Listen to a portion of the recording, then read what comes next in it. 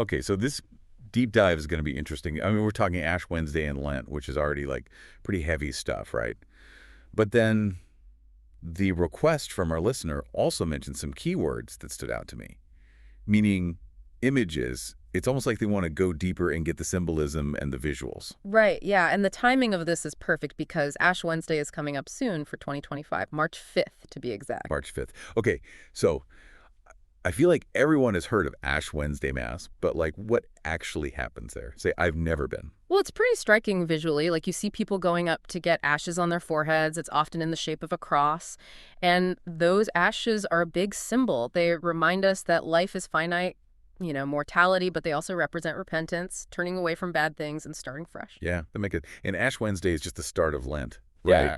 The request we got kind of lumped those together, Lent meaning and Ash Wednesday Lent. So like, what's the connection, the bigger picture? Well, Lent is the 40 days leading up to Easter Sunday, and it's all about stepping back from the usual hustle and bustle and focusing on spiritual growth. You'll see people fasting, praying more, giving to charity. It's all about challenging yourself, simplifying your life, and living by your values. See, I've always wondered about that whole give something up for Lent thing. Is that like a rule?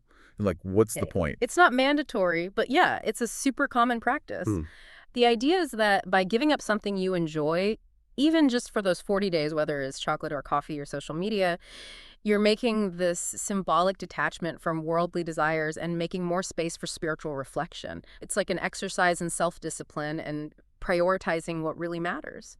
There's even research now about how even short-term habit changes can actually rewire your brain and help break those less healthy patterns. Interesting. You said Lent is 40 days.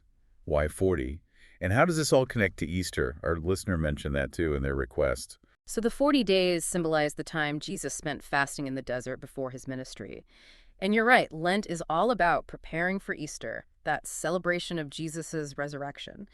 You've got the somber reflection of Lent, which then leads into the joy and hope of Easter Sunday, which, speaking of which, will be on April 20th in 2025.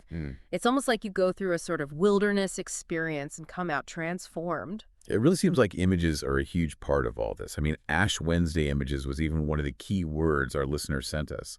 What are some of those powerful visuals that come to mind? Oh man, well, the ashes themselves are incredibly powerful. But then there's that image of the cross on people's foreheads. It's a direct reminder of sacrifice and what Jesus went through.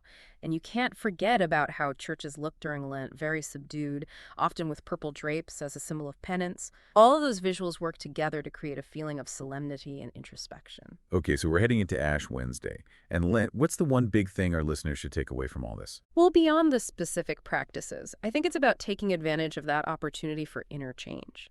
Whether you fast, give something up, or just spend more time reflecting, Lent really asks us, what needs to die in my life so something new can come to life? It's a powerful question, really, no matter what your beliefs are. So much to think about. Thanks for joining me for this deep dive. And to our listeners, keep those questions coming. We love getting requests like these that make us dig deeper into the meaning behind traditions and beliefs. It's amazing how much richness and complexity there is to discover. Until next time, keep exploring, and thanks for listening. Thanks for having me.